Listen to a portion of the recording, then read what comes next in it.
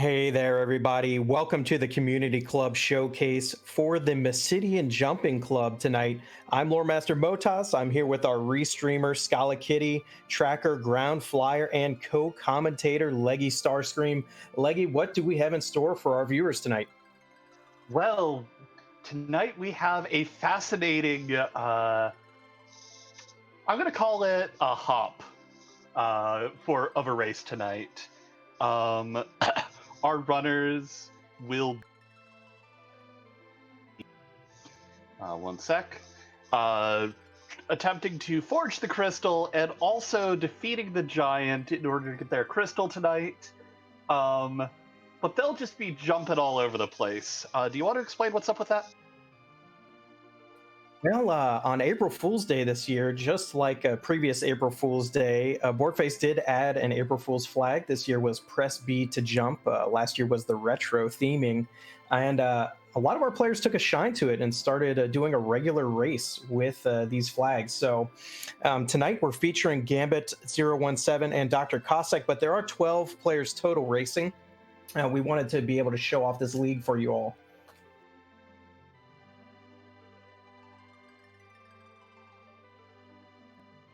Yeah, and looks like all of our runners are ready, so we'll be getting to it very shortly. Looks like we're starting off with one of our twins tonight. Now, we should note when we say press B to jump, we mean press B to jump. That's on the overworld and in combat. So uh, we're going to see how our players use it. There are a lot of skips possible, which we'll talk about if we see them happen on screen. And looks like they're getting started now. It looks like we also have a Yang, and from our... Wait, is that just the king? Did someone just let the king in there again?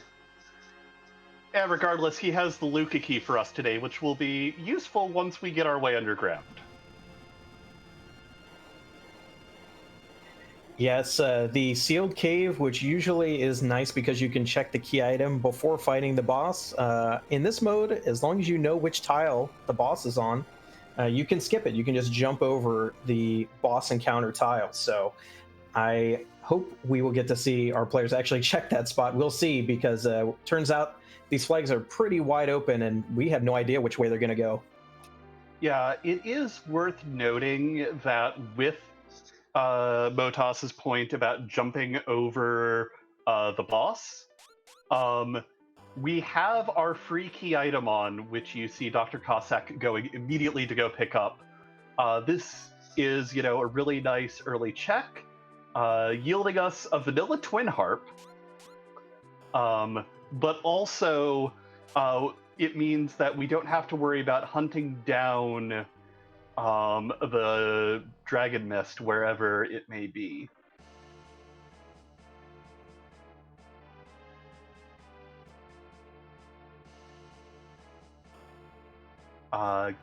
Gambit, on the other side, immediately jumped his way over into Baron Castle, and is busy looting it out. Because of Press B to jump, you can get into the castle right away.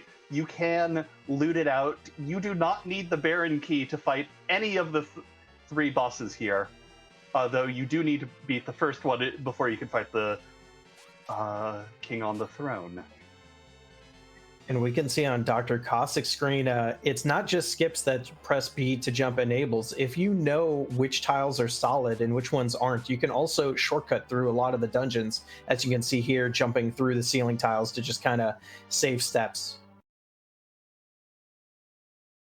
Yeah, you'll notice here Dr. Cossack doing something really interesting where we're completely foregoing the Earth Crystal here. We're just going to go pick up those two characters right away, and is immediately rewarded with a Rosa and a Fusoya. Right, so these are two characters that would have been locked behind the Earth Crystal before, but because of the press B to jump, you can just get right in there and get them. Now, it doesn't complete the Earth Crystal item. You do have to fight the final boss to do that. But on Gambit's side, we also saw picking up some Star Veils, always a good item to catch in the shops. And it looks like we have the other old man chilling with some orbs at the Baron Inn.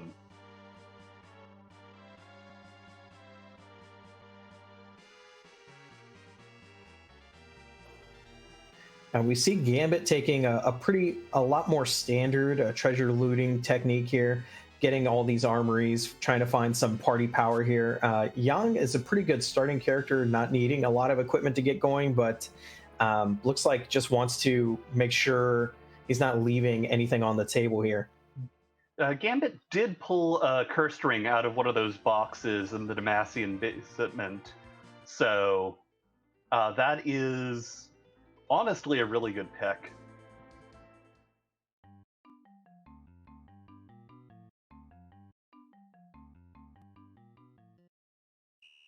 And you can see just how much this press B to jump flags changes from the regular routing. You can see neither of our players are going like the standard Antlion, Fabul start or anything like that. It's straight to Damsian, straight to Troya, checking Earth Crystal, now with the Twin Harp already going to check Cave Magnus. It's a lot of things you get opened up when you don't necessarily need the party power you would normally need to complete a location. Indeed. And I would be surprised, music fans, if we actually hear that track playing.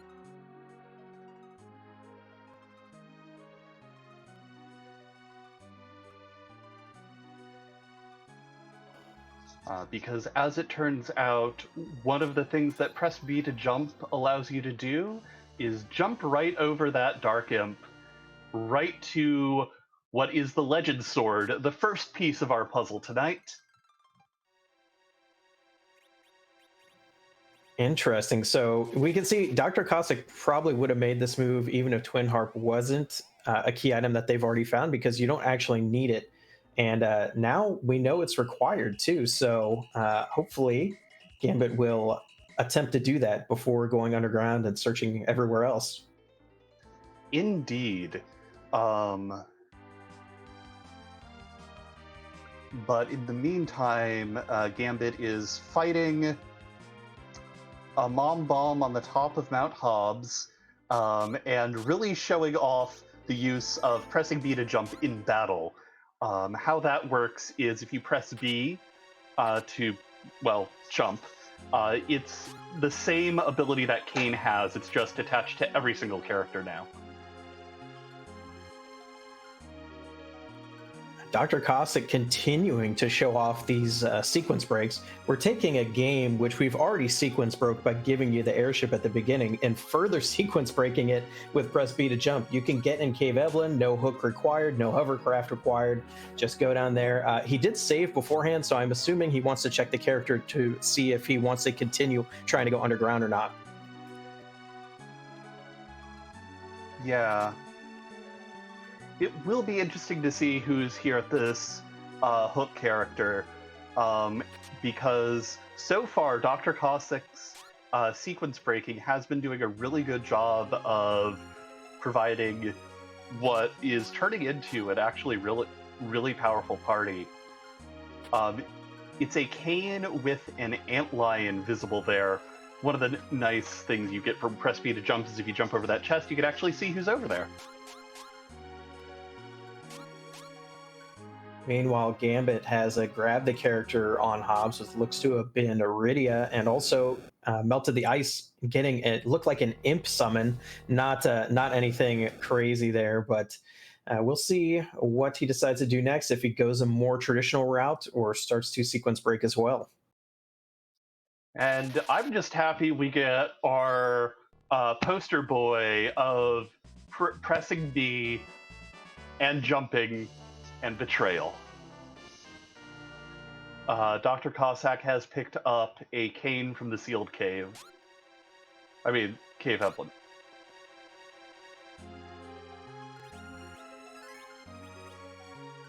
And is going back to save, so I think he is going to probably continue underground. Yeah. Might also be interested in looting out some of the chests, because there is that trap chest floating around. Oh, right, you are. Dr. Cossack hasn't actually fought any bosses yet, meaning his characters are all at initial levels. He does have a Fusoya, but there's no spells on his spell list because he hasn't fought any bosses yet, so... Yeah, there's the monster in the box, there's the reset.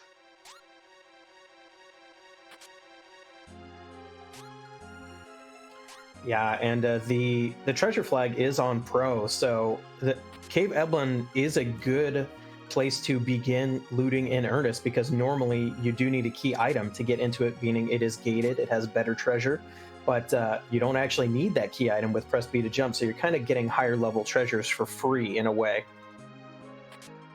Mm-hmm.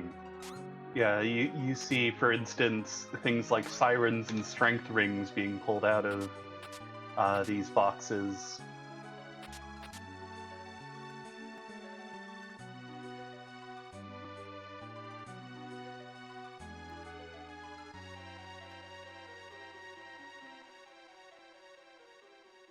Gambit retreading, making the same discovery that Dr. Cossack has already made here with the cane.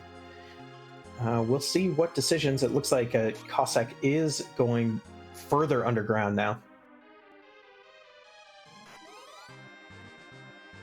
You know, and this is something you would never see in a regular match, someone heading to the hook route with no bosses under their bonnet. It's this position can be pretty tough depending on which boss is there, but as you'll see, that's not going to be a problem. Indeed. It looked like we had an antlion at the Rubicant spot.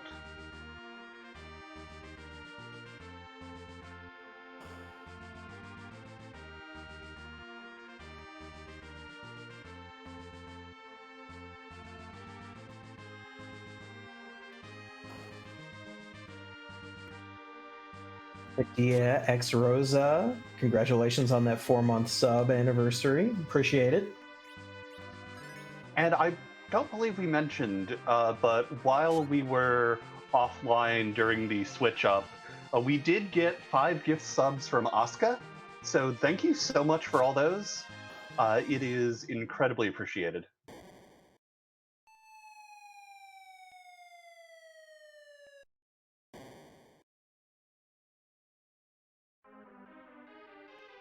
And Gambit is showing off a little bit. Some of the wild glitchiness that comes when you press B to jump and then jump all the way through that crystal room. When you know there's a pitfall.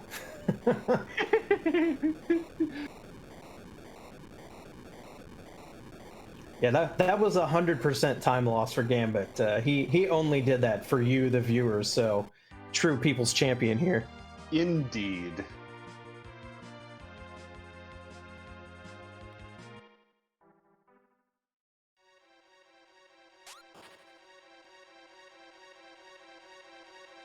And just like that, Doc is going over, giving us a look down in the Fey March, while Gambit is setting sail from the Falcon, hot on his heels.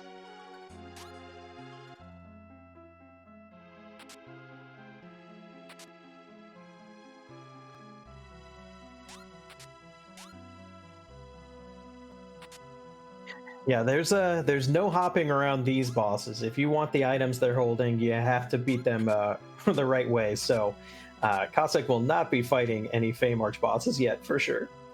Indeed.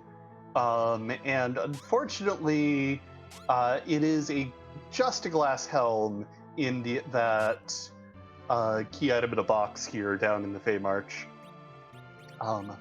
But we are going to get the shop checks. Bacchus wine's for sale down here. Looks like we're selling a few things off to potentially pick up a few of those. Gambit continuing to be the people's champion, checking the temp work dwarf, who is a hospital nurse this go around.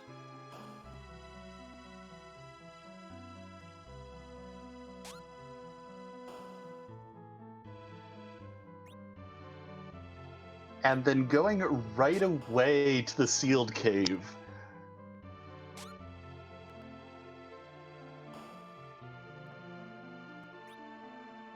Yeah, it is a long work, but free key item is free key item, so... Indeed. Oh, we saw another nice shortcut there. This long walk can be shortened quite a bit just because of some coincidences in the level design. Yeah. Press B to jump basically moves your character 2 tiles forward instead of 1, ignoring whether or not that 1 tile is impassable terrain.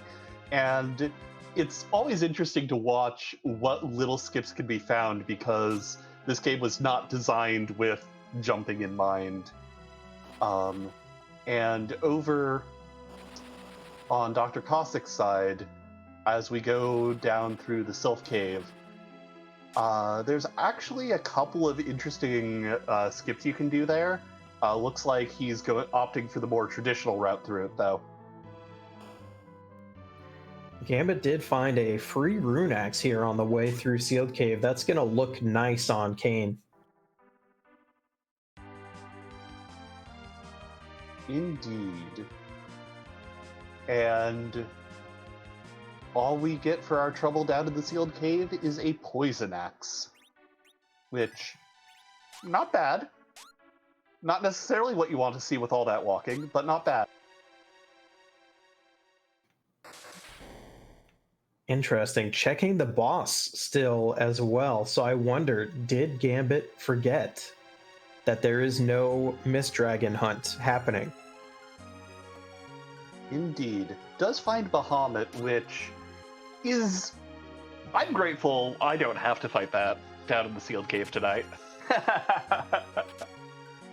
Yeah, it's possible he does remember about the no Mist Dragon and just wanted the knowledge of which boss he wasn't going to have to fight somewhere else.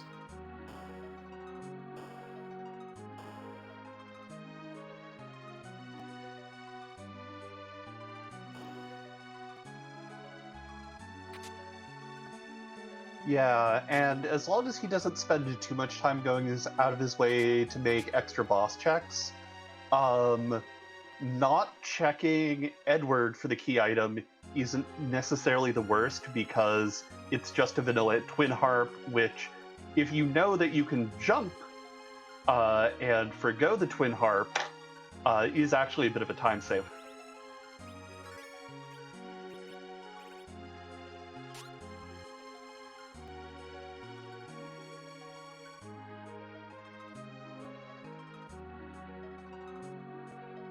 Bacon Pie asked in chat, why did Cossack open all the doors just now? And to be honest, I have no clue.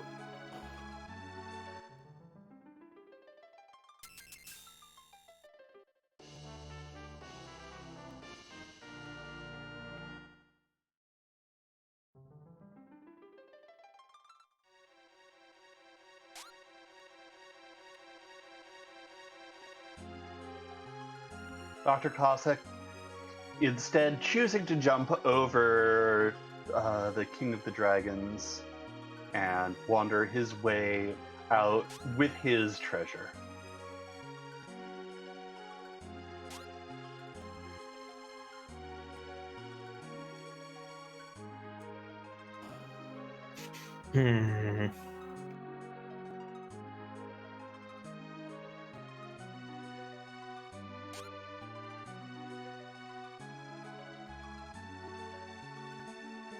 Yeah, we see Gambit unable to, well, looks like might try to sell some items here, maybe, but doesn't quite have like enough money for the amount of Bacchus wines you'd want to buy so that you don't have to come back down here. Mm-hmm.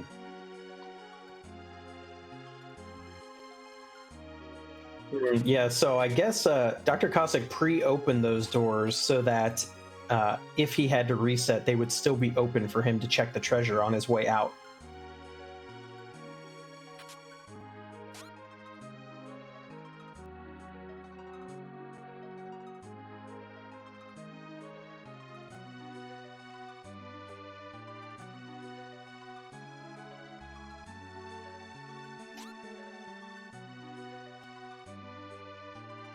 So if you're these runners and you've got the underground basically open to you, you still have most of your overworld checks left to make. Where would you go first? Honestly, in this situation, Ordeals makes a lot of sense to me. You can skip 2 out of the 3 boss positions, and the party doesn't, they have full parties, but they have no party power yet. So it's not like they're running out of spots where they can check where they don't have to fight a boss. So they need to start checking some easy boss spots in order to get their levels a little bit. Mm-hmm. And we also still have yet to see things like Antlion Cave.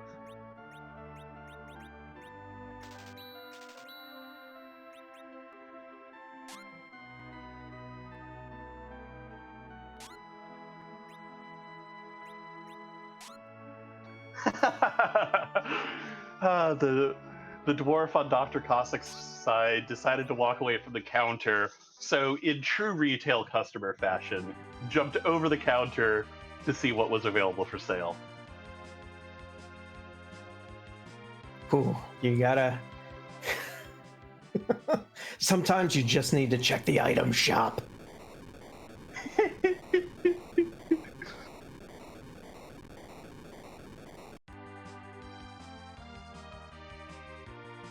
Something you don't see every day, digging out from the underground with no hook in the inventory. Indeed. Looks like Dr. Cossack is doing that antlion play.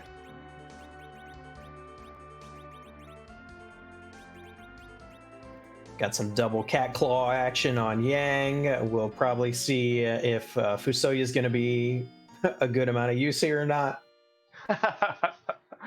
Yeah, because we haven't fought, or at least Dr. Cossack hasn't fought a single boss yet. Gambit did take that mob bod fight on the top of Hobbs.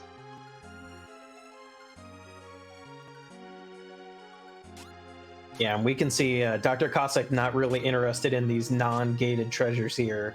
He's already seen a lot of treasure chests that should have better stuff anyways, so not going to waste the time. Indeed.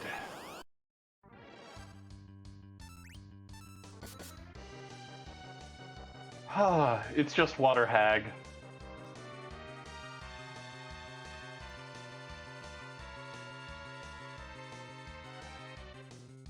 So Dr. Cossack has a free fight while Gambit is working his way up the mountain.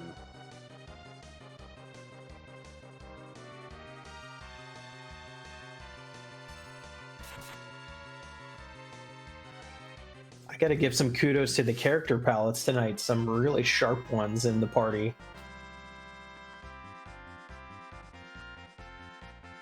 Yeah, I'm really digging the light pink Fusoya. Gambit showing off those skips, just jumping right over the boss tiles into the shrine. Dr. Cossack, meanwhile, getting a tower key.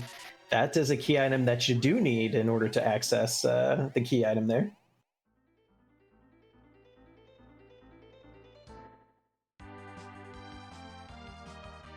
Gambit just finding some imps in the shrine atop Mount Ordeals.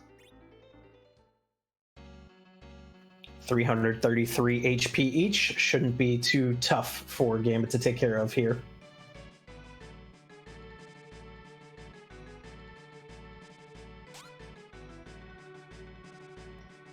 Dr. Cossack looks at the top of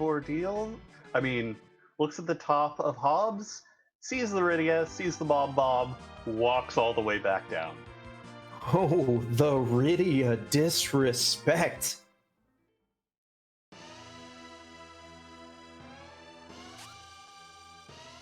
And Instead, we'll get to see what's at the vanilla gauntlet location. Oh, and Sheila 1, of course. Dr. Cossack did check the Sylph Cave already, so we get Sheila 1. Gonna jump up the side of the castle to get to Sheila 1 a little bit faster than it would normally take. Oh. That'll be a nice sword if we ever find a Cecil. Where are you, Paladin?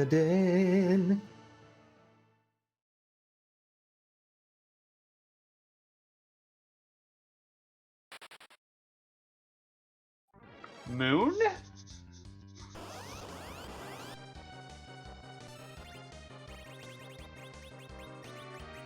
Ooh, this is exactly the sort of spot you'd like to see Calbrena.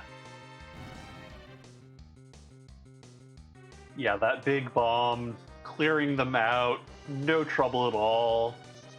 Let's see what Fu learns.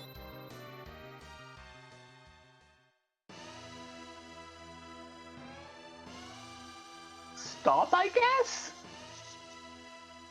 Yeah, that text box was a little too fast, too furious for me. I think I saw Fire 1, and that's a swing and a miss on King Fabul as well. Indeed. It looks like Gambit did get the green crystal from the top of Mount Ordeals, which not required because we can jump. Well, it's not required to get the characters in Zot, but you do need it if you want to actually fight. Well, no, because the boss shows up. You don't have to turn it over. So you're right. It's not required at all.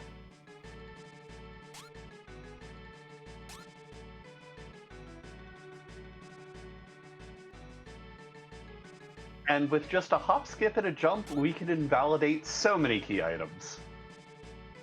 You know, they call this the Mysidian Jumping Club, but Silvera's the town that actually has frogs in it, so I don't get it.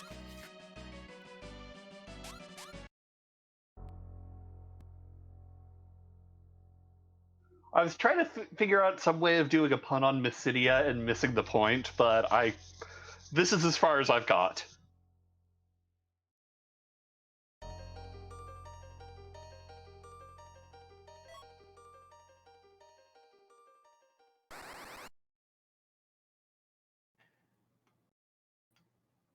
Our players are now starting to kind of cross over each other and making their coverage more even.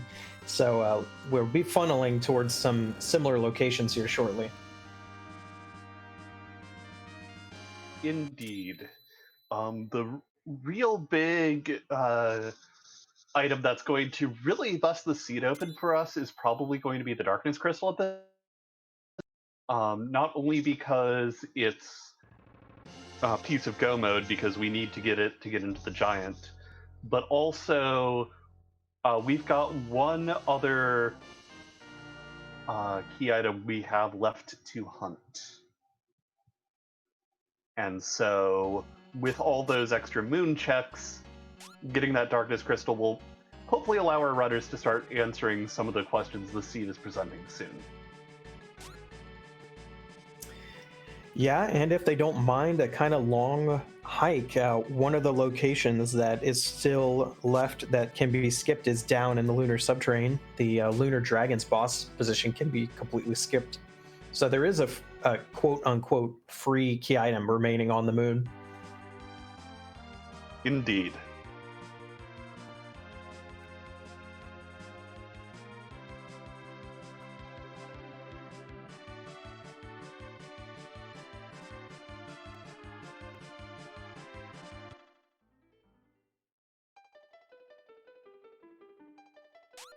While Gambit is about to get that disappointment in the form of the apple from the king, Dr. Cossack is taking the Earth Crystal, checking this treasury, and I'm guessing may hop back into Zot to actually finish it. Oh yeah, I guess the Earth Crystal actually still does something.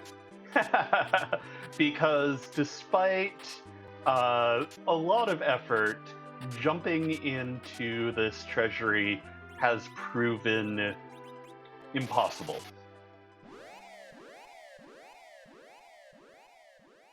It's like the original developers knew. They put an NPC and a wall.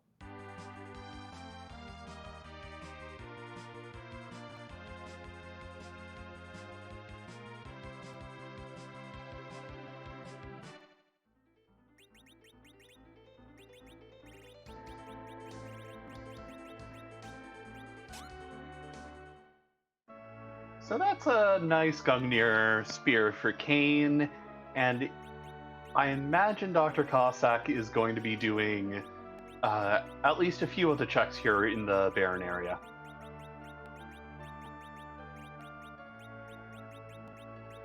Yeah, you, as Gambit showed off earlier, you can get into Baron Castle early.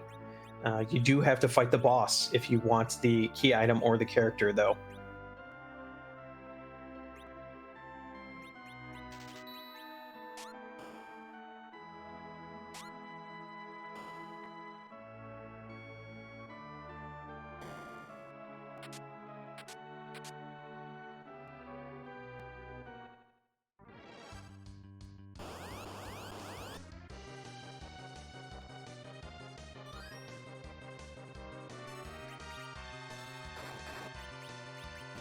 Finally showing off this low HP CPU and the Baron in. Shouldn't be too big of a problem. Yeah, Dr. Cossack inserting himself into the conversation between Tella and the orbs, while Gambit jumps his way over some rivers to go up and do his required Cave Magnes check. You know, there's got to be some headcanon here, like Tella and CPU were having like an epic chess match, you know, a la the IBM Deep Blue computer, and we just ruined all of it. We just ruined all of it. Yeah. Gambit getting a little trolled by the chocobos as he grabs a yellow chocobo the first time. Oh. Luckily, how many spells deep are we into Fu's list? 4 level ups? And we've already got Nuke? So life's gonna be a little easy as we get Microwave Turtle. Good night, Kanazo.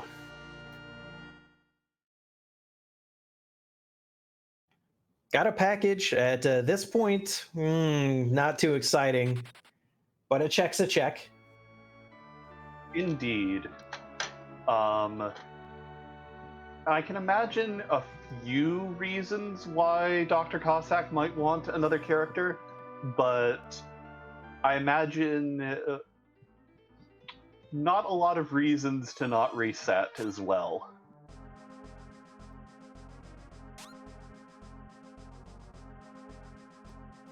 Yes, and we will see the 10 key item amount threshold to get double experience is even more important in this flag set, because as you've seen, our players are skipping quite a lot of bosses, which means that they do have to defeat Zeromus at the end of this run. So they do need levels, which they're not getting currently. So they got to have a way to get them somehow. So the double EXP is going to be really important when it comes right down to it.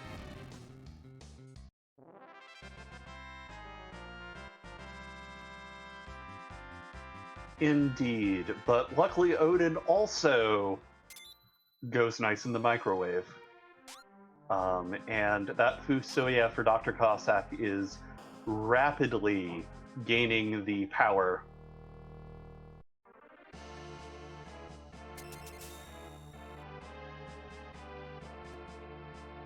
Yeah, I gotta say that early find of Fu for Dr. Cossack was a pretty nice, even though he didn't utilize him right away, the fact that he knew he would have access to Fu kind of helped him make some decisions.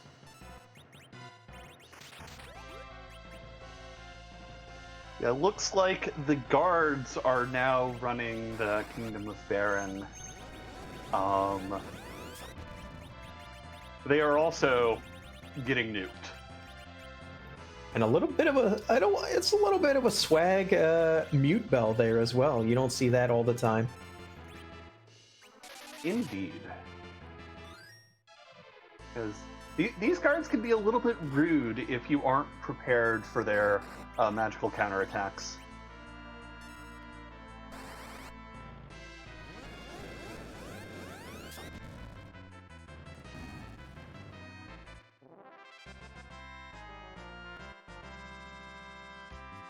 Chat's asking where the Thu and the Rosa were, and luckily I have the answer for you coming right up on Gambit's side of the screen. They were the two characters up here on the Tower of Zot.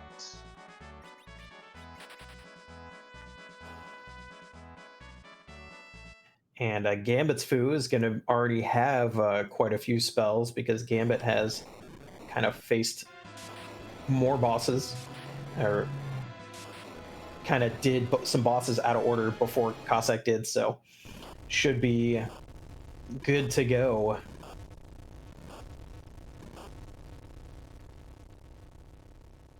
Indeed. We're going to get our Baron key item check from Dr. Cossack here as Gambit doing some inventory management and party upgrades.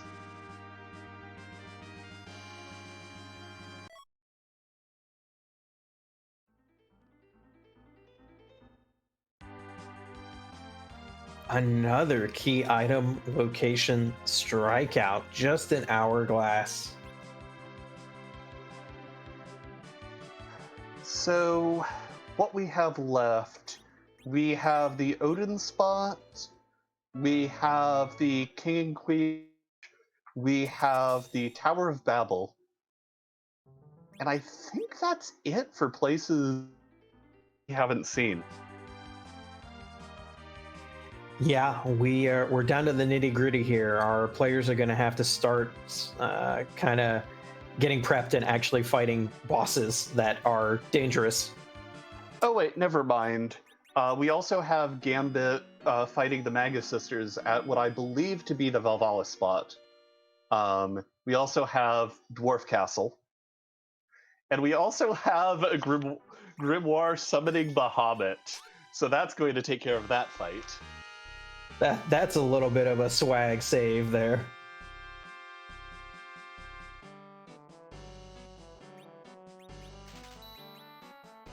Yeah, there's the nuke for Gambit's Fusoya.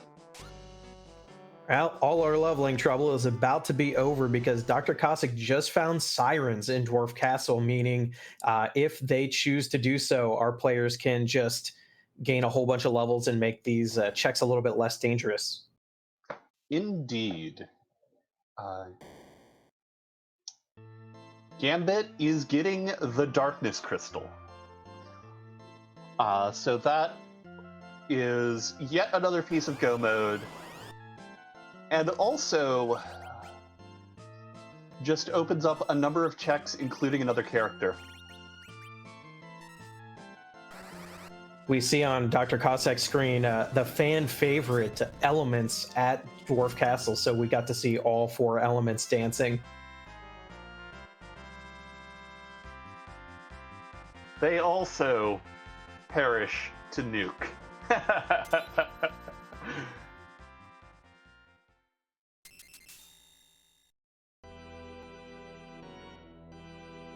Yeah, it looks like Gambit's giving us the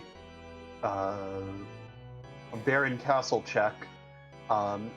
Sadly going to not get a key item for his troubles, but Dr. Cossack is getting an edge, and apparently is feeling a little too late there.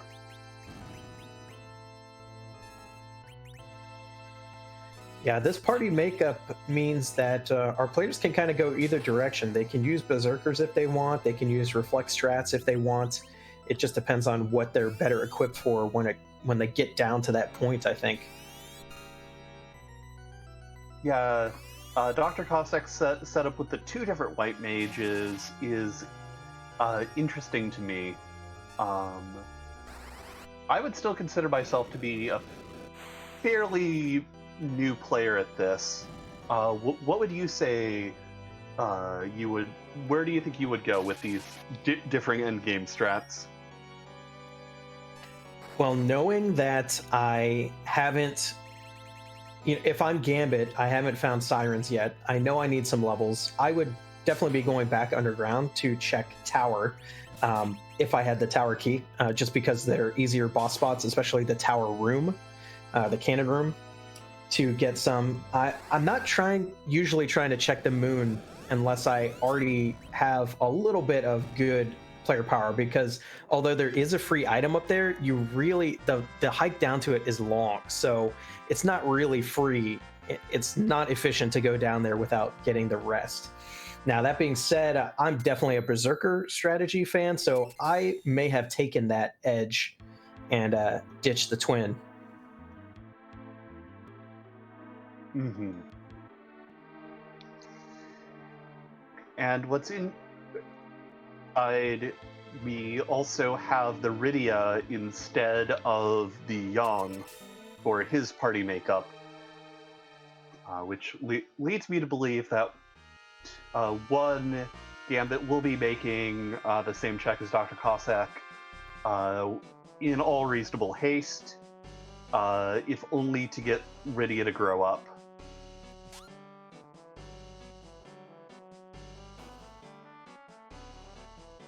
Sadly, Luca is just wearing a piece of cutlery around her neck. Yes, and although the equipable spoon flag is on tonight, we have not yet seen Edward, and at this point, I think it would be debatable if either of our players would take them.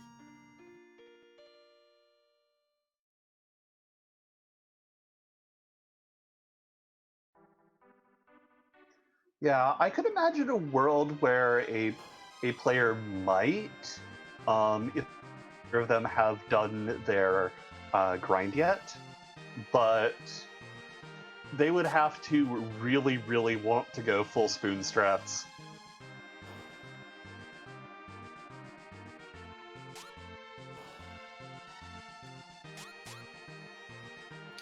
Right, because they are thinking, this isn't a head-to-head match. There's 12 players here, and if you stop, Edward can't survive unnerved Big Bangs without a lot of levels. So basically, if a character's not going to help you in the Z fight at this point, you really have to think of whether you want him or not.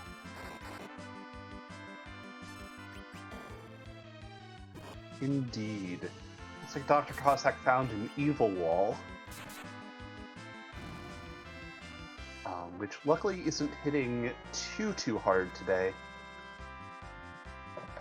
Probably because it's at a very weak spot. And you love to see some of the more tricky bosses hiding out in this room, for sure. Indeed. Between that Kenazo, that evil wall, that Bahamut, we're really sweeping through some of the nasty things that could be on the table. Granted, there's still plenty of other nasty things out there.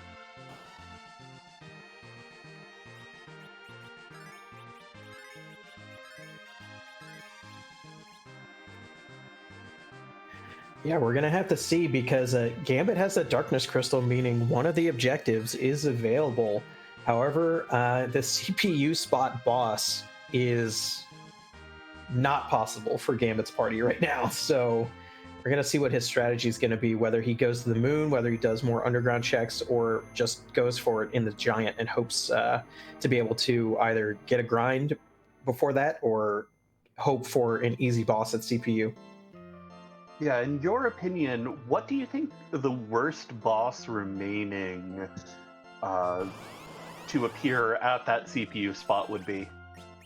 Oh, wow. Well, we have everything is unsafe tonight in the flags. Well, there's a wyvern, so I was going to say that, but we know it's not at CPU now. So it would be pretty rude to find. Now, we have Star Veils available, so Golbez would be kind of free, but it would still be very time consuming just because the HP at that spot is very high. But pretty much any of the remaining moon bosses would be not fun to see at CPU spot as well. And unfortunately, it looks like Dr. Cossack didn't save after taking out the evil wall and is going to have to make his trek all the way back up the tower and redo that fight. Yeah, and you see a lot of players will do the top of the tower first and then do the cannon room on their way back down for that exact reason.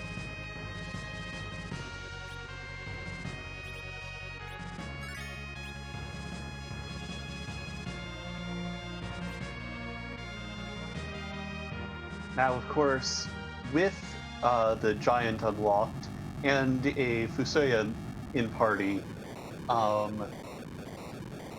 that does mean we do have access to a D-Machine grind. And I haven't seen whether or not Fu has the weak spell available yet, but that might also be a potential option. And I'm starting to lean that way because of Gambit going there now. Yeah, Gambit hasn't been to Dwarf Castle, has not seen the sirens in the shop. So as far as he knows, this is the way he's going to have to get some levels. But Dr. Cossack has that extra knowledge and knows he can scramble some omelets instead, which is a little more, I won't say it's always the better choice. It is the safer and less luck-based choice. Indeed.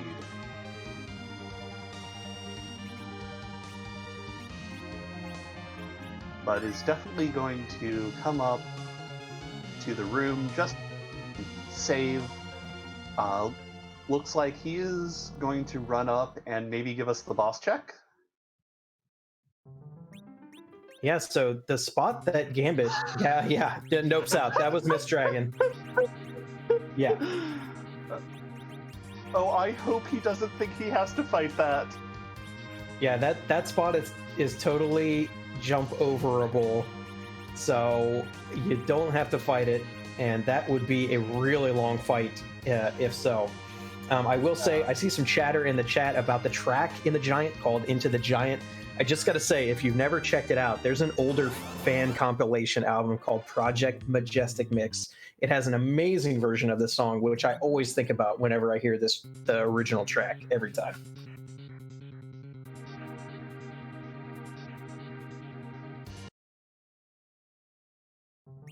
Looks like over on Dr. Cossack's side, the Wyvern fight is going slightly better, as we still have two party members still up on their feet.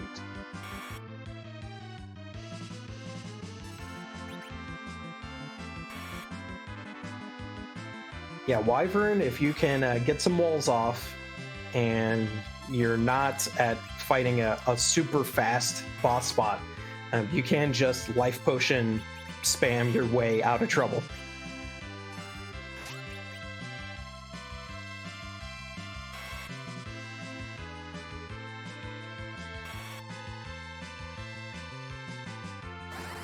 Meanwhile, your suspicions were correct. Gambit is going for a D-Machine grind here and looks to have gotten the correct battle. So has to, unfortunately, spend some MP weakening the Beamers because the party just doesn't have the firepower to take him out. Yeah, it'll be interesting to see. He's got an elixir in his inventory, but I don't know if he has any additional ethers.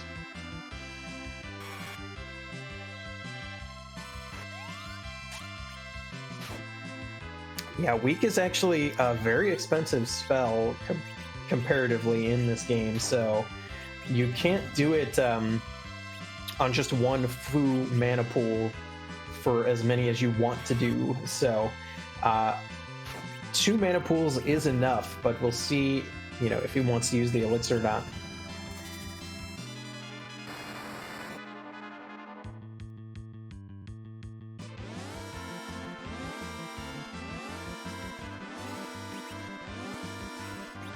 Yeah, and on Dr. Cossack's side, we are slowly whittling down this Wyvern. Fu just put up a wall. Yeah,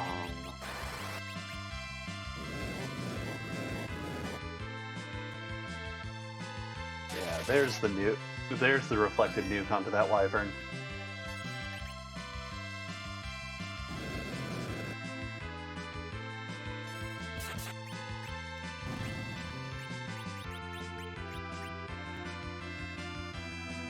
Yeah, this is, you're seeing what I meant about the D Machine grind being a little less safe than scrambling eggs. The D Machines deal HP based, like maximum HP based damage. So if you mistime what you're doing and accidentally attack the D Machine before you're weak, or your weak misses, they counterattack too. So if you haven't healed your party up after each D Machine, you risk having a really nasty surprise.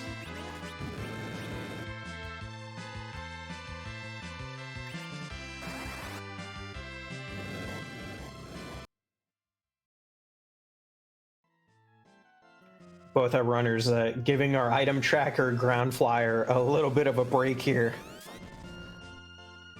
Yep. And I also want to make sure that we shout out Scala Kitty for doing our restream tonight as well. As, oof, Dr. Cossack's foo gets hit by the reflected nuke off the Wyvern. That's unfortunate.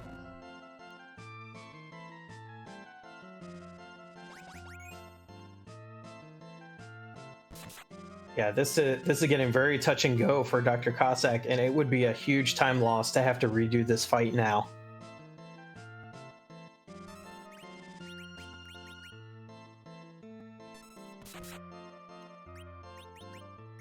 And we can see Dr. Cossack only has 8 more life potions, so that is not ideal either.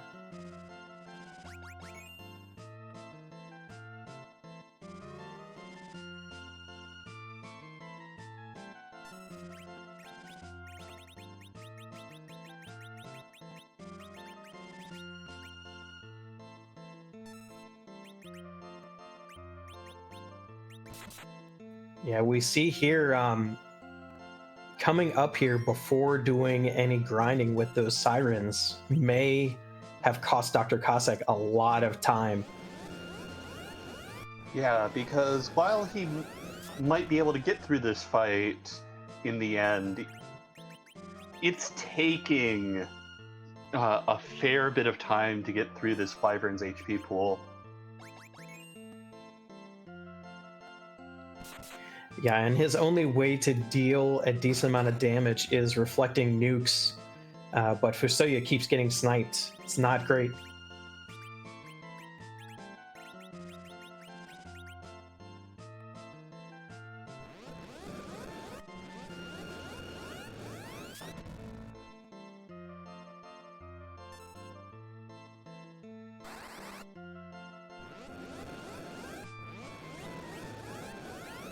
It doesn't help that this spot has nearly 20,000 health.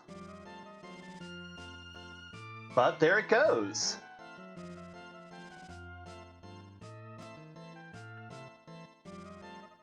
Excellent. Now has Berserk on Rosa, doesn't have to rely on any... Ooh, wow. Okay, so Tower was required. There's our Adamant. That means Dr. Cossack's going to be able to go and complete Objective 1 now and open the Kokol shop. Indeed, and the only thing between him and go mode is going up and finishing off the Tower of Zond.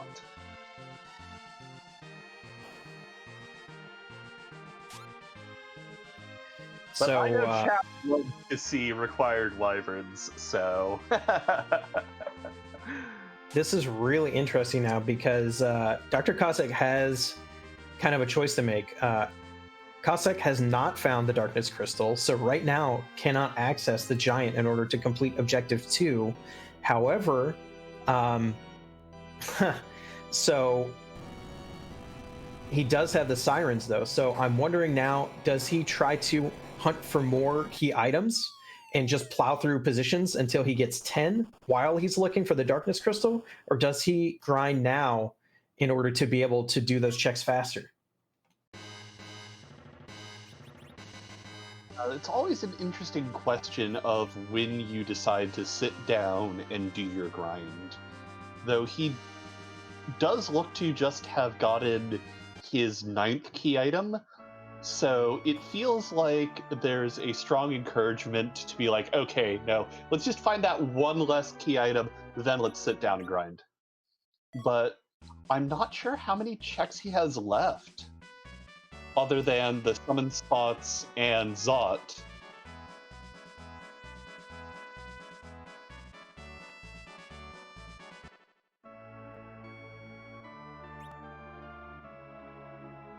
Yeah, and unfortunately, you do still need the hook to turn in that rat tail. The jumps can't get you there, and it doesn't, even if it did, it wouldn't help you because you have to turn it into the NPC.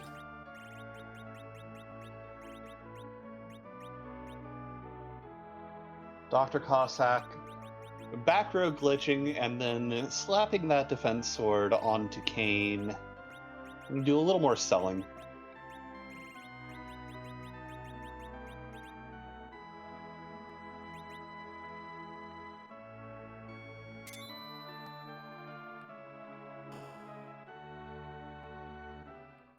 Yeah, Cossack now just has to remember that he didn't actually finish Zot, and he'll be on his way to being able to complete the seed. So, Yeah, which is a common enough play in this flag set, and he has that bright and shiny Earth to remind him. So I wouldn't be surprised if he went over there to check sooner rather than later. He is going to wake up his airship, though. I mean, hovercraft.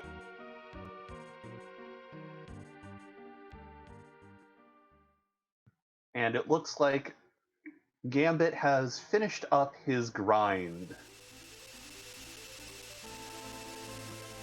yep, we're looking for safe, quote unquote, safe HP levels on Rosa. Almost there for her. Level 44 is quite good for now. Will allow him to make a lot of checks, which should be able to let him pick up the rest of the HP he needs. Dr. Cossack, meanwhile, forgetting that he does not have the hook. The hovercraft is absolutely useless. Oh no. What's going to be interesting, though, is seeing when Gambit find that tower key. He's got a fully powered up party now. He might think that, oh, I have all these key item checks on the moon, I should do that. And that might be a unfortunate huge hole that he might run down.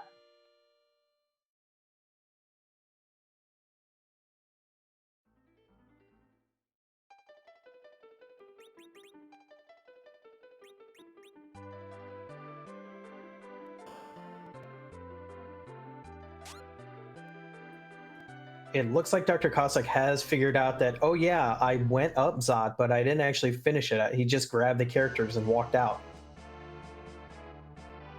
And over on Gambit's side, we find that the CPU boss is the Octo Mammoth. And two of Gambit's characters are already taking their dirt naps.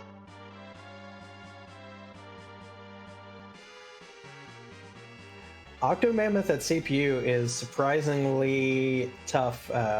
Hits very hard. Of course, once you get a few tentacles gone, it slows down enough, should be very manageable. Yeah, and we're seeing the Berserked Kane doing quite a bit to make the headway needed to slow this mammoth down.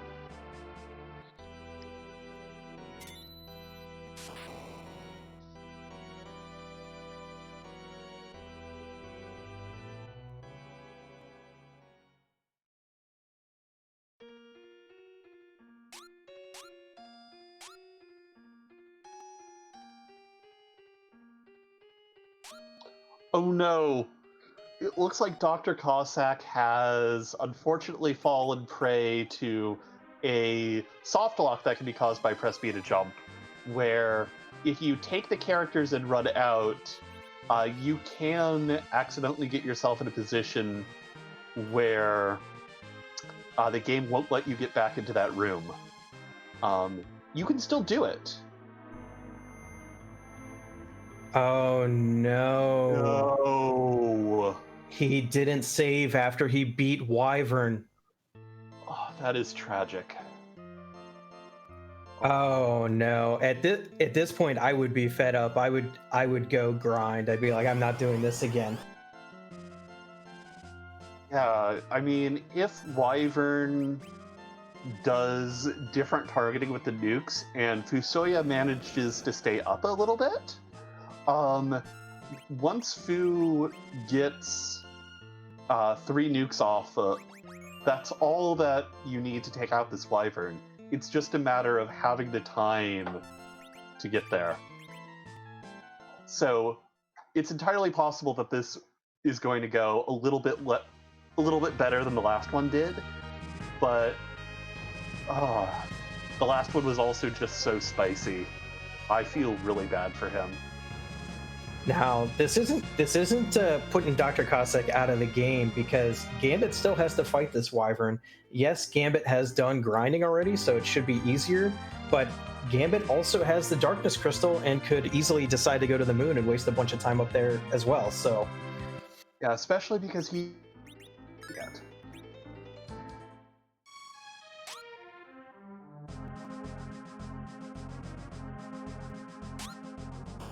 Yeah, Dr. Cossack is definitely close because he just has to redo what he's done already, and he'll be on his way to completing both objectives. Then just a quick grind with 10 key items, and he'll be Zeromus ready. So this is a little deceptive. Dr. Cossack is actually in position to be on his way to winning this match. Just has to not get tripped up here. Indeed, and not getting tripped up here is 100% the mental game, and I have nothing but respect for him if he keeps his cool and keeps going, because I know that if I did something that bad, I would not be happy. Looks like Gambit found Pale Dim down at the open spot. Now, unfortunately for Gambit, we know that this Pale Dim isn't required, so it's whatever it gives out is not going to be, unless, of course, the pass is in the key item rotation tonight, so it could actually save a lot of time to get that. So there's a possibility of time save from this boss.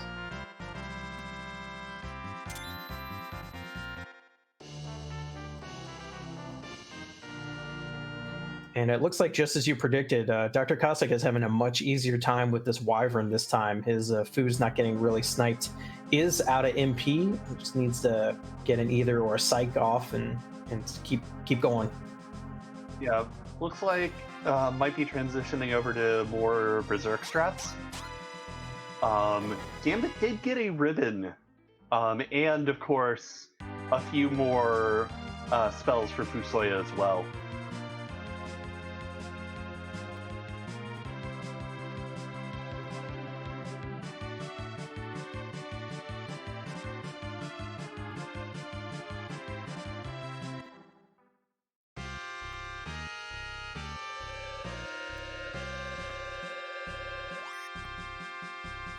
Gambit's using the backdoor pot in Dwarf Castle, so should be going through there now to find the spoon. It can't jump over the mountain quite. Oh, and makes it.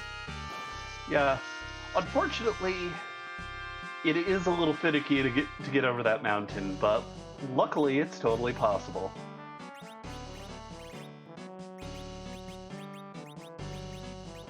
Yeah, I have to write down to ask Gambit what he's going to think when he's already done a pretty long D Machine grind and then finds Sirens here in Dwarf Castle.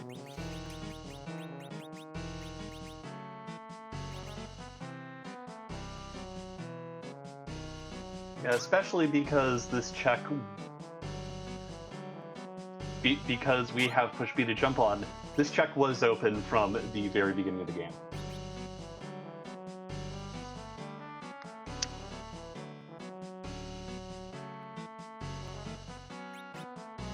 Dr. Cossack making it through Wyvern again, much faster that time. So we'll be going to go do the Forge again, getting Objective 1 recompleted. And then these two players are going to start to overlap each other as they kind of race for the second objective. Indeed.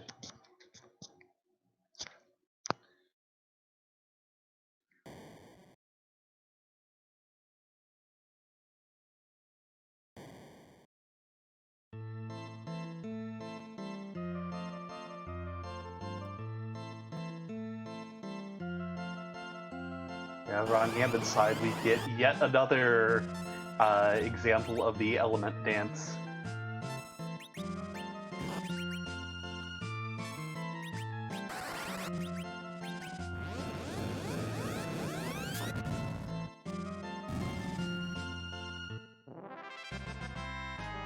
And you can see a little bit of an extra bonus to Gambit's strategy of doing the grind first is Rydia also has nuke, doesn't just have to rely on Fusoya. Yeah, getting that Rydia fully online is going to help him really clear through he's got left to do in this seed. Dr. Cossack choosing to go down back into the back into the Fey March, possibly to take out the bosses, possibly just to buy more of that wine. Zarabora, congratulations on 5 months of subscribing. We appreciate it. Meanwhile, in the match, I really hope, because Dr. Cossack was going the right way. He didn't know it was the right way, but he was going the right way before that unfortunate soft lock. So I wonder, fighting these bosses is not a bad decision at this point. It's just that we know that it's not required. Did we peek them earlier? You know, if we did, I don't remember what they were. Yeah. Well? Scala in chat calling out that it's Volvalis and Leviathan. Volvalis at one of these spots is not a boss that you want to see, period. Gambit getting his Dwarven necklace spoon, and Leviathan decided to switch chairs for a change.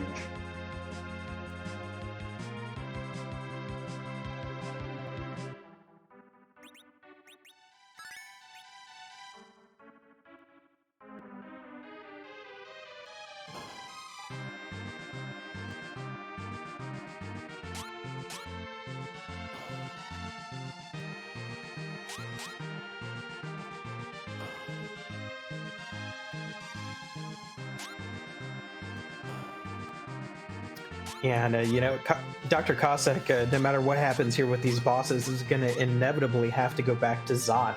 And I hope he kind of realizes that that softlock is avoidable. That happened to him. It doesn't have to happen. So we'll see if he can avoid it the second time. But first, we will see what these bosses drop. Indeed. Because at this point, he'll probably be able to get through this Leviathan, and Gambit has sniffed out where he needs to go next.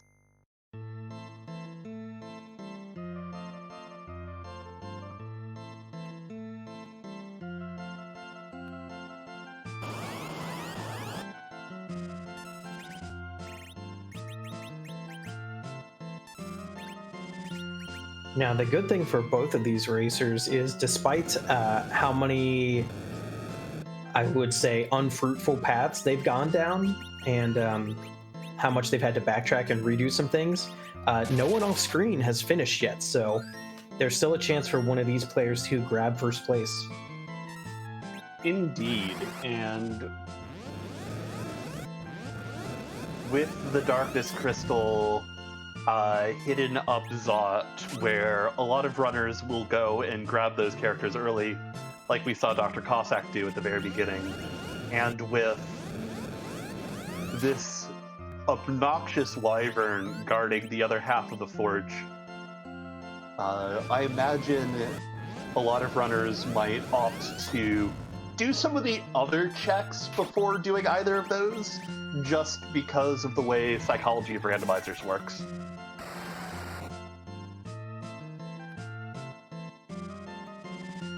That's true. We do see a pan from Leviathan, so Dr. Cossack will inevitably give us a peek at what Sheila 2 has got.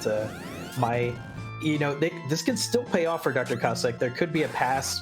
Like I said earlier, the lunar subterranean is gigantic. It takes forever to walk through, and it does save you time to have the pass, which we haven't seen yet. So, indeed.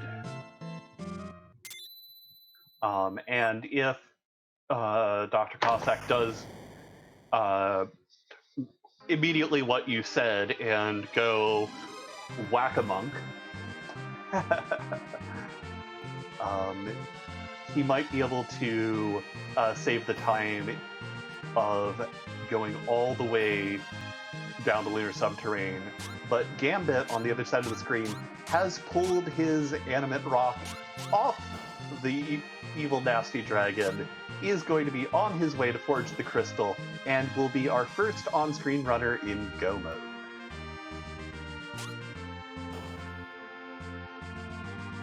yeah, and depending on how confident he feels at nerfing Big Bangs, he could go to Zeromus with his current party. It would be risky, but it's definitely possible. The Sylphs have our hook for us today, so that allows that rat tail turn-in.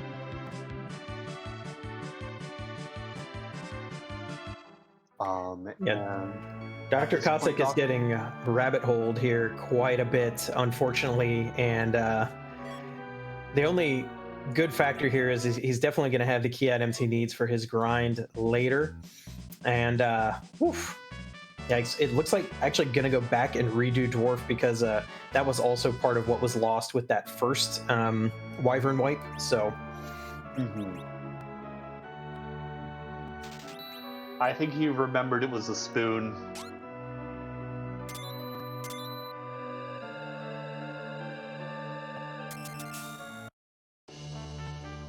Yeah, and just under an hour and 10 minutes, and Gambit has received his crystal. Which really goes to show, with the press B to jump, you can really blaze through a lot of these seeds. There's a lot of idiosyncrasies to this particular flag because of all of the not only the soft lock like you saw for Dr. Cossack, but also there are some weirdness if you go indoors because of the way the game was programmed. Some doors are designed to take you back to the previous floor rather than pushing you forward. But there is a lot you can do if you like shenanigans.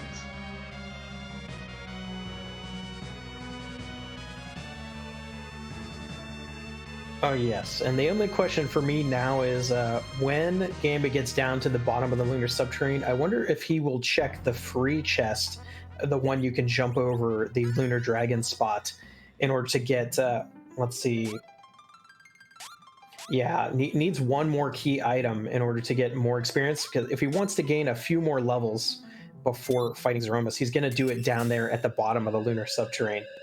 Also, could we just take a brief moment and shout out the fact that if you jump on the moon, it's a much floatier jump. Okay, well, today I learned. Yeah, Gambit wanting nothing to do with who's on the moon, no matter who they are, for the spot that would cause them to appear. The only good thing about Dr. Cossack getting the pan and going down this rabbit hole is I think it's going to cause him to fade that Fey March Valvalis. Indeed. Gets a lightsaber off the rat tail.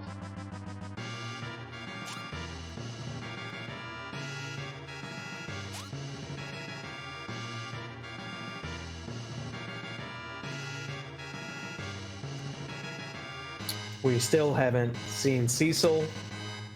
For all you Paladin fans, I'm so sorry. I forget, is the lightsaber one of the weapons that Edge can throw?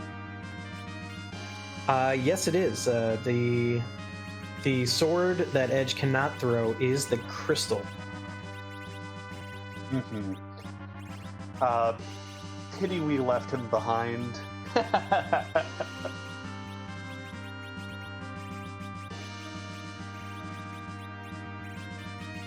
Yeah, especially since we do have an Excalibur in the inventory on both of our players here as well, which can be thrown. But I guess getting Edge up to speed wasn't worth it to anybody today. Yeah, and that's one of the things you always have to weigh when you see, a new character like that is it going to be worth my time to invest the levels I need to catch this character up? Um, but Dr. Cossack is back on the trail of the Darkness Crystal. Gambit says no more levels needed. Does a quick, nice little skip hop into the bottom levels of the Lunar Subterrane. And I think going to approach a certain question that we like to ask at this time of the match. Oh, and what question is that? Well, usually, I don't know. It goes something like, whose posterior are we going to beat up? Ah, yes. Whose butt are we kicking tonight?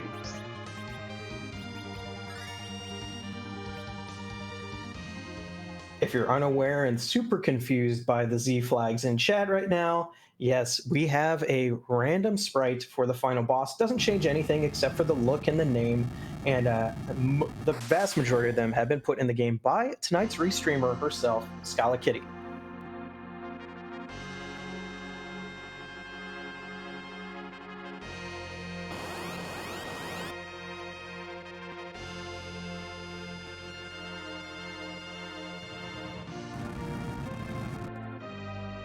We won't get to see it till the true form is revealed, and as I mentioned earlier, Gambit is going to have to be careful here because his Rosa is just barely at the edge of HP that is safe from a fully powered Big Bang, and if she goes down, it's going to cause problems for him.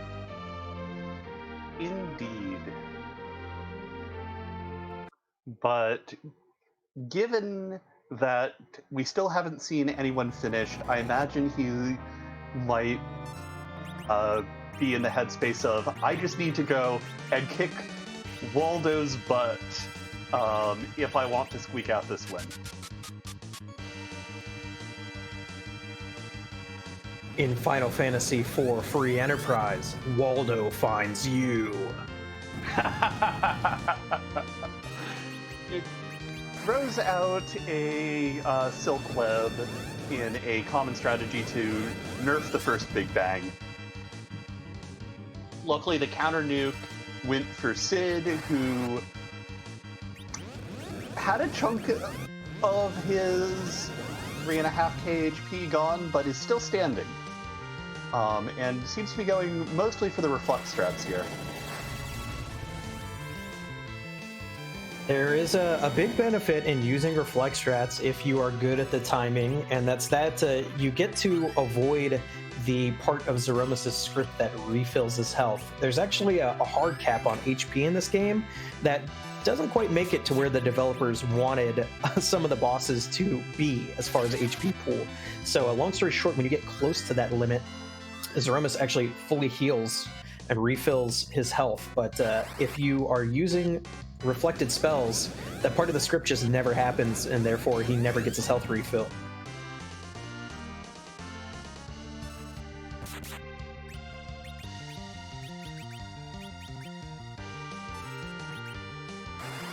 And back on the Dr. Cossack side of the screen, he has now officially forged and is one giant dive away from being in go mode.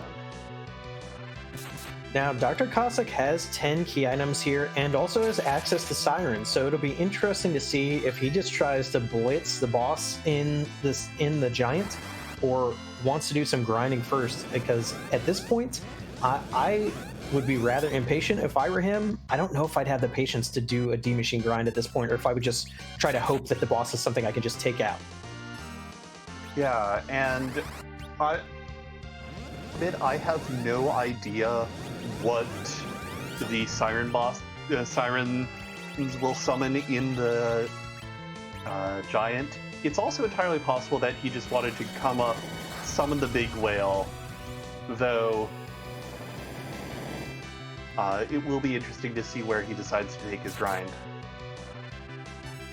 Yeah, some of the different flag sets that were used in the World Series of Free Enterprise last year had people experimenting with a lot of different grinds. Usually players are either doing D-Machine, trapdoors, or if they have sirens, they're breaking eggs or they're doing dragons on the moon.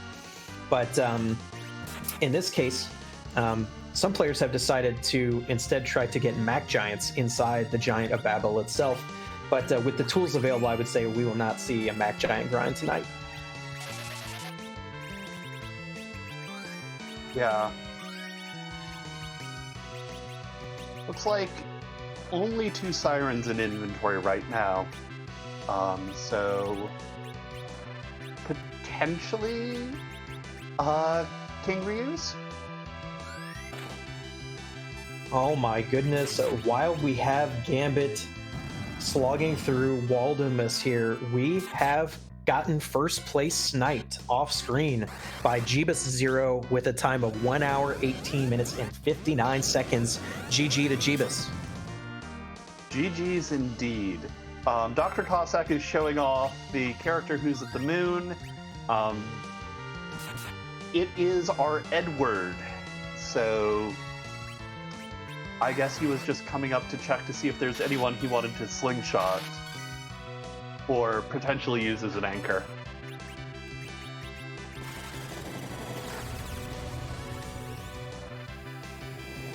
Dr. Cossack is, in fact, feeling the pressure now. He will have seen that Jeebus finished, so knows now that there's a danger now of more finishes coming in. It's going straight to the Giant to see what he can do there. Ooh, and while we were talking, looks like we had our second place finisher, Antidale, with a time of 1 hour, 20 minutes, and 4 seconds.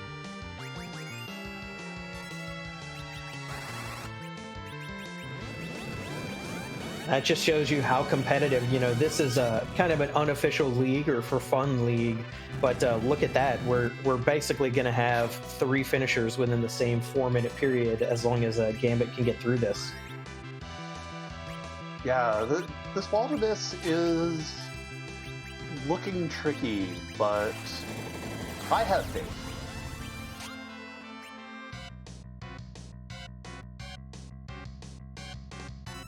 I spoke too soon. We also had Poydrak finish in 3rd place with a time of 1 hour, 20 minutes, and 53 seconds. So you can see, man, a lot of competition tonight. Yeah, this flag set does lead to some fairly fast seeds, which, if you have top racers going fairly fast, you will see some very, very close times.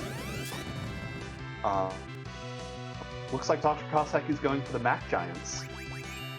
Yeah, a little bit of a surprise to me, but I'm guessing he doesn't want to take the time trying to get the dragons at this point. Just wants a little bit of oomph and trying to continue on.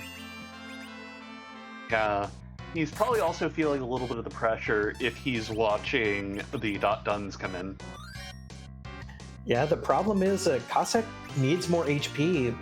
Even if he does a few Mac Giants here and beats the CPU boss, his Rose is not going to be anywhere close to a safe area of HP for the Zeromus fight. So he's going to be relying on nerfs, which is advanced, but I think Dr. Cossack can do it. Yeah.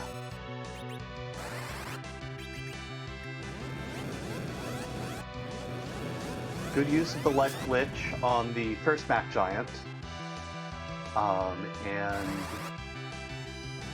looks like the other one is going to fall shortly.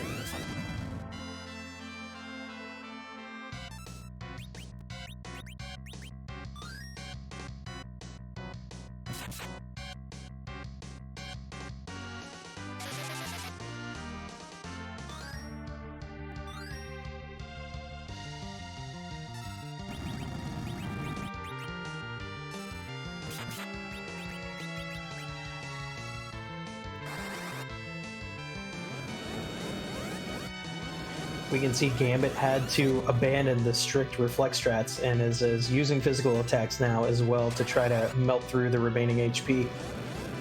Yeah, Dr. Cossack resetting out of the element spot after seeing that it's demissed. Might have been checking to see if it was a free boss, because the element spot does come with a massive pile of experience points if you can defeat it. Right. If I'm recalling correctly, it is the most experience of any boss spot.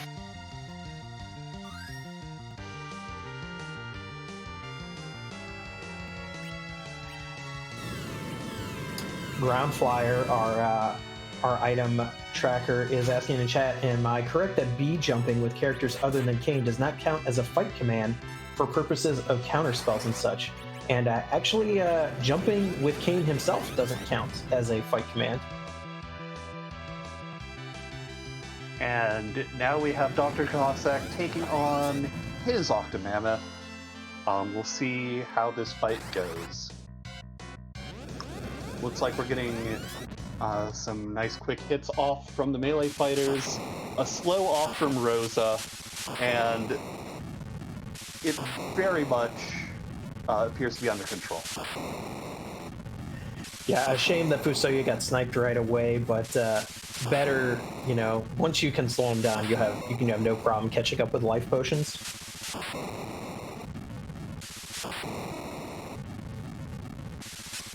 And of course, GG's to Gambit, who managed to finish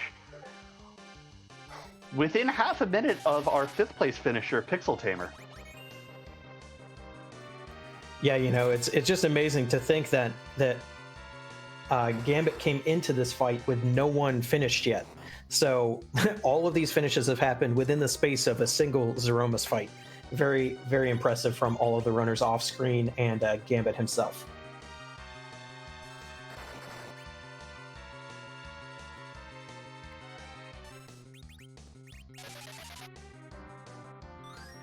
We will see if we can get Gambit in for an interview while we wait for Dr. Cossack to get through the Octomammoth fight and assumedly a little bit of a grind after that.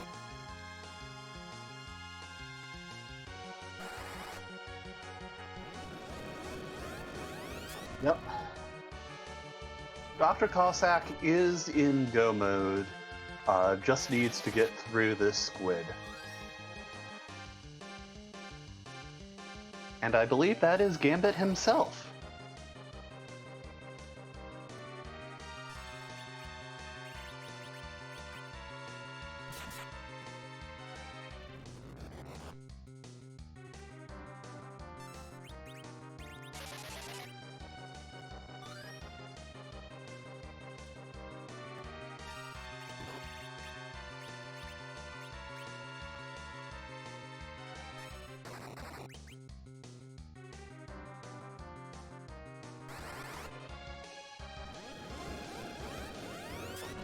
Can you hear me now? Ah, hello. There we are. Sorry about that. I had the Discord audio going to the wrong spot, so I couldn't hear anything. No worries. It happens. GG's, by the way. Thank you. I felt very good, and when I entered that Z fight, I still had the first place chance on the line, and then I kind of messed up the Z fight a little bit. Midge weren't coming out as much damage as I was hoping, but it is what it is. And I'll take 4th place in a very hotly contested race there. Yeah, it's got to feel good when you're on stream to be able to enter the Z fight with no finishers. So that's very nice, and GG's to you. The first thing I wanted to ask you is, did you see the sirens in Dwarf Castle once you went there after your grind was done? I did, yes. But in press speed to jump races, for the most part, since Giant of Babel is a requirement, I usually just look for a Fu or a Tella. Matter of fact, that's the whole reason I even did Baron in, was I was planning to take that Tella until Fu learned weak in the first fight in Baron in. And I was like, oh, I have no need for Tella now.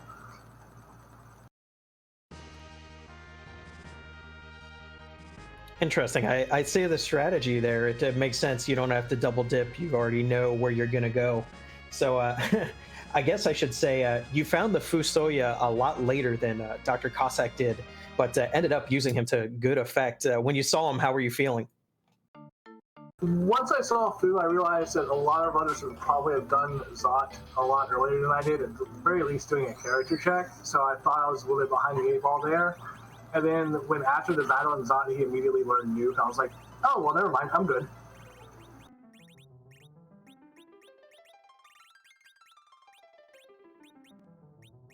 So how long have you been taking part in the Mysidian Jumping Club?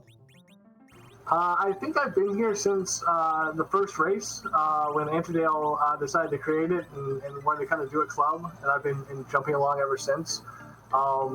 It's I really enjoy the per speeded jump.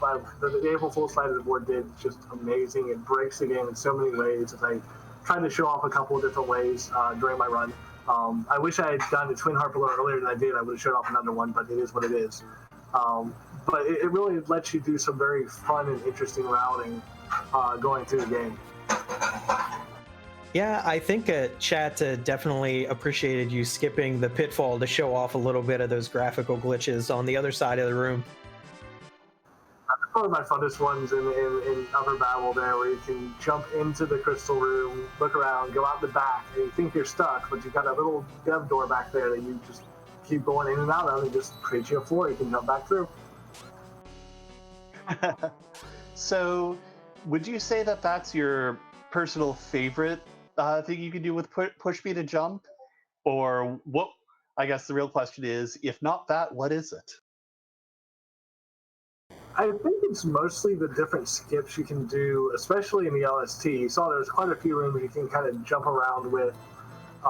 We were talking about it in the race room pre-race. I think the funnest one is doing Sabless Wyvern spot, where I didn't show it off because I didn't need to. I was running go mode, but going down the LST, when you get to the room where the crystal altar is just to the left of where you enter, you can actually jump over to it and do it first before even going to the save room. We're all the way down. And that's, I think, my funnest little skip.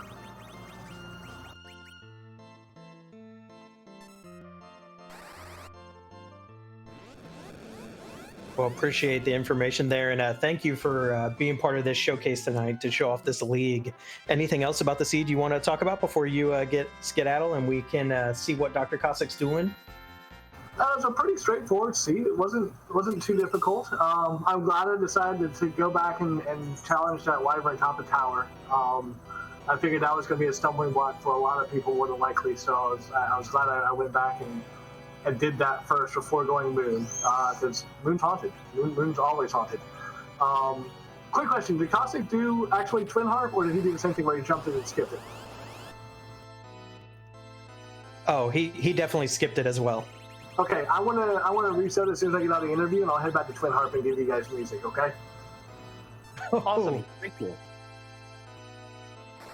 I do want to thank Scala for the restream, Leggy and LMMotoss for doing commentary, Groundfire for doing the tracking. Hopefully it was a pretty easy one to track with everything going on. And I will let you guys get back to Dr. Cossack. Have a good night. And speaking of Dr. Cossack, he is in Go mode. He is in the Dwarf Castle with replacing the Fusoya with Edge.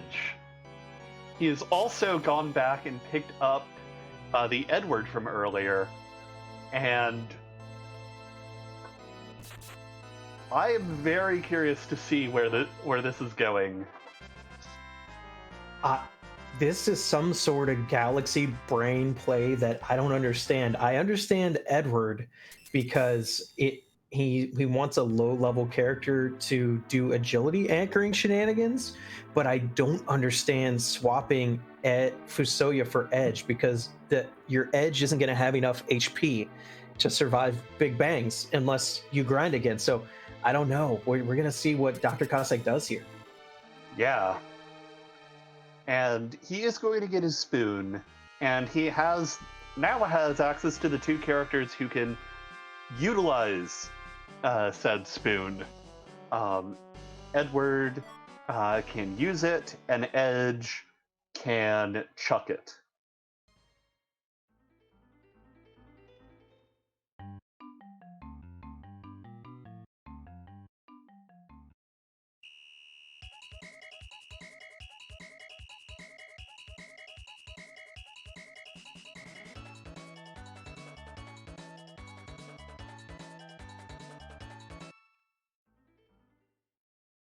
Yeah, the only thing I can think is Dr. Cossack is like, I don't even care if I can survive Big Bangs. I'm just gonna berserk everybody and hope that only one or two Big Bangs happen. Yeah, which is a pretty powerful strategy. If and when it works. It's also an extremely risky strategy, but I definitely think that if anyone can pull it off, it's going to be Dr. Cossack. Yeah, for people who may not be unaware, the Berserk status in this game is very powerful, not just because it makes your characters deal more physical damage and also means you don't have to take time to input their fight commands, but also if you have enough characters berserked, it kind of makes it kind of breaks the game's turn order system, and it doesn't give the enemy a chance to act when they should. It just keeps having your characters act and basically like overriding what's supposed to happen in the battle next. So you basically greatly delay the enemy turn, and that can be especially seen in the Zeromus battle. Indeed. And he does have a nice pack of sirens now. So he's going to be making a few scrambles before heading on up to that Z fight.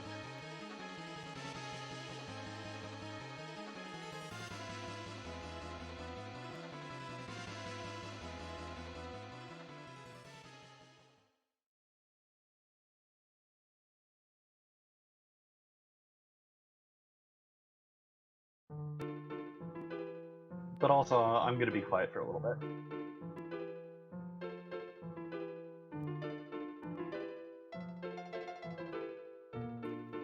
Yeah, it looks like Dr. Cossack just wanting to get a little bit more safety HP on the characters that are actually going to matter, that have to survive, and then going to fiddle with the agility a bit, and then go into the Z fight probably.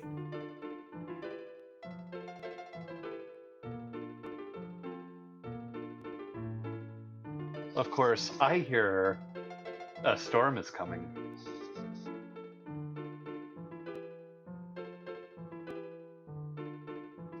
Gambit, of course, being incredibly generous and showing off tonight's harp music, the Song of Storms, or specifically as it says, the Windmill Hut from Ocarina of Time.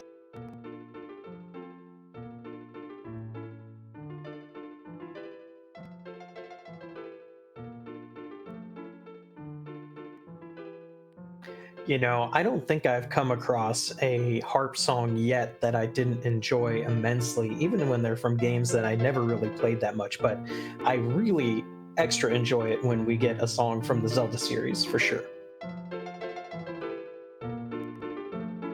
Indeed.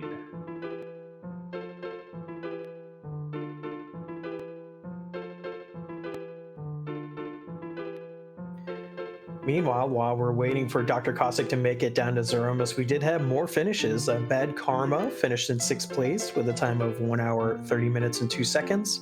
And Zilch in 7th place with 1 hour, 31 minutes, and 53 seconds. So they're still coming in quite close to each other. I mean, the spread from 1st to what will be 8th is it's only like a 10 or 15 minute spread. That's not bad at all. Yeah. Like, these flags allow for some super fast and tight routing choices, and you can see that all of these racers are incredibly practiced at the shenanigans you can get up to jumping around.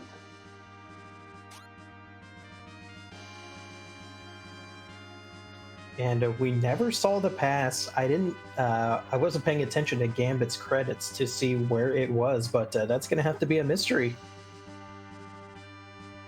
Unless chat knows.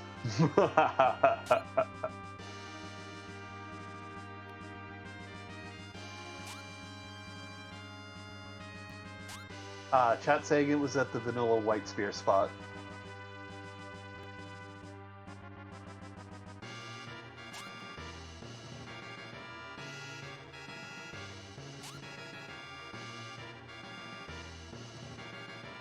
I would like to know how many of our off-screen racers actually dove the moon and checked a whole bunch of moon spots that they didn't need. Yeah, it is interesting because, well, as we know, the moon was incredibly haunted today.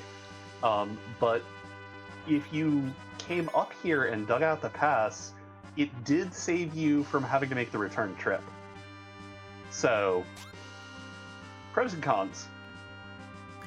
Yeah, you get a little consolation prize. Yeah, plus if you saw that early darkness crystal and went, you know what? Moon bosses are going to be my grind today. That's not the worst choice in the world. Yeah, and we had a lot of the bosses that you wouldn't want to see in the moon we've already seen, so it wouldn't have been too bad of a choice. I'm sure that it is a choice that a lot of our runners off screen made. Mm-hmm. Yeah, that's actually one of the things I really like about Press B to Jump is the sorts of routing flexibility you get from the ability to just go, oh, and suddenly the whole world's open to me now.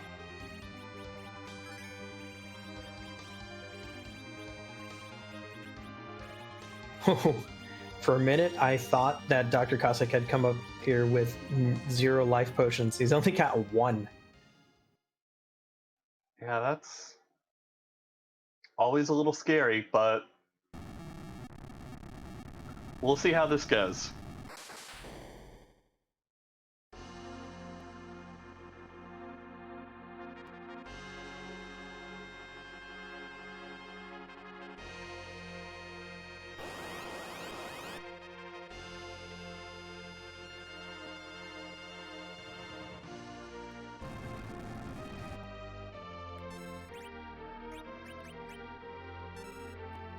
Everybody cheer on Dr. Cossack in the chat with your Z flags here if you got them.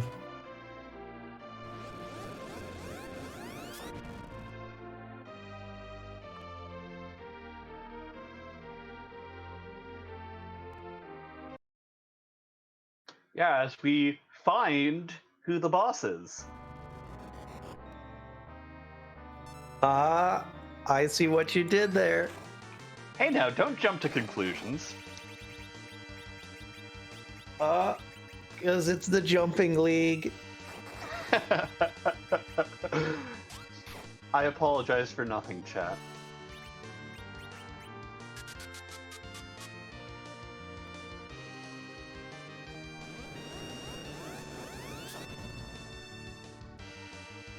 And we see the classic Silk Web there. Luckily, the counter nuke hits Kane, who can survive it. And I'm willing to bet we're going to see a whole heckin' lot of Bacchus wines getting thrown out now. After he throws this Excalibur, of course. Indeed.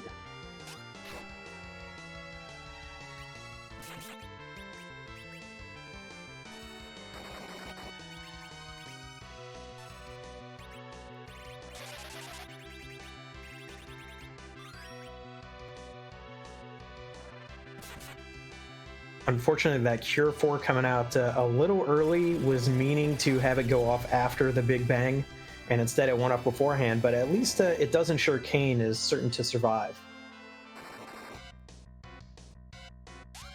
Yeah, luckily the first one did get nerfed. So, not a lot of excess healing needed here. And going to go for a quick Berserk. Probably will heal on the next go-around. Yeah, triple Berserkers here gonna mean that Zeromus doesn't get a lot of turns. The Edward isn't the best agility anchor ever, but is certainly better than the characters that were available otherwise. So I think Dr. Cossack's gonna be just fine here. Rosa is in a good position as far as maximum HP, so I think he's going to be able to get through this even with a few glitches. Indeed. And especially holding off from going full Zerker strats and having the Rosa there with her reasonable HP pool, holding back to do the healing necessary means that this fight is going to be fairly straightforward. Yes, and even if we see a black hole which strips the Berserk status from the party, Cossack does have more Bacchus Wines in reserve, so is not going to have to rely on Rosa for the Berserks. Can just go ahead and use her for healing and just keep everybody topped off constantly. Indeed. And looks like our Angry Boys are hitting for about 2 to 3k per swing. So this fight should be over in relatively soon.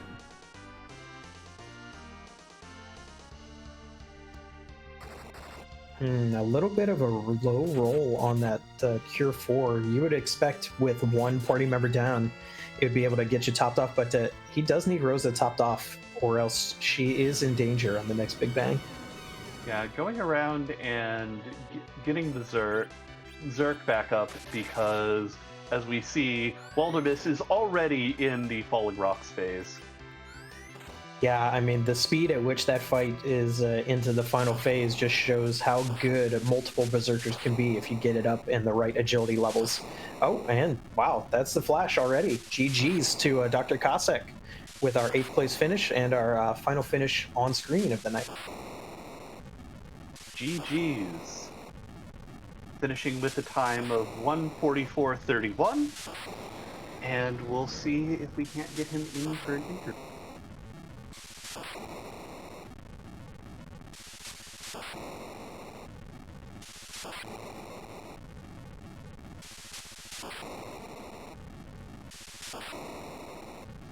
Looks like he is going to pass, which honestly, I don't blame him, but let's give another round of GG's to both of our runners tonight for putting on such a spectacular show.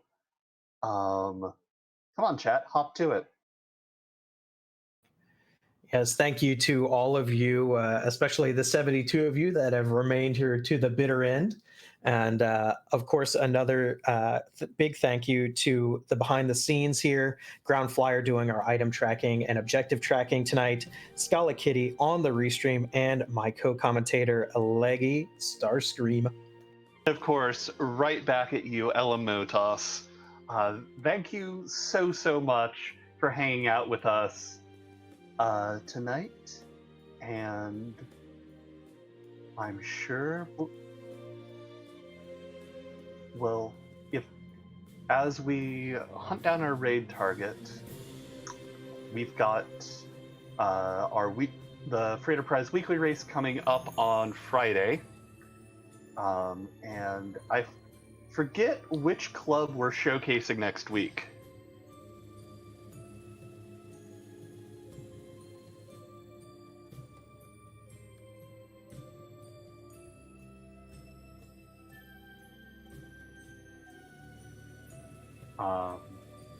It is, in fact, the Lunarian Racing Club next week, Thursday. So, if you enjoy not only these more traditional weekly races, but also these racing clubs, definitely come on out next week, Thursday, 7:30 p.m., and check it out. And I did notice earlier in the stream that we do have some first-time watchers here tonight. You should definitely check out the Discord. We have one of the absolute top-tier communities in the randomizer and speed racing communities. It is really enjoyable. There are a lot of resources to get you into this game, and you don't have to be excellent at it when you start out. It is very granular as far as how you can set your experience, and I would recommend it to anybody who is into gaming, even if you're not into speedrunning at all.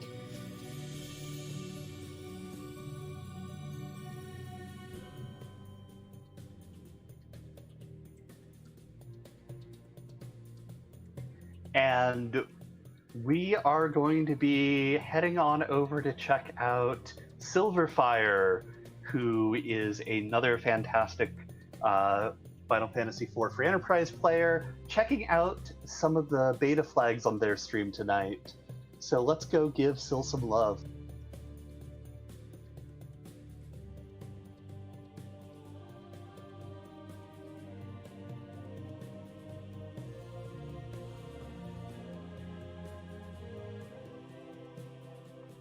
So once again, I'm Leggystarscream, joined by LMMotoss. Thank you all, and good night.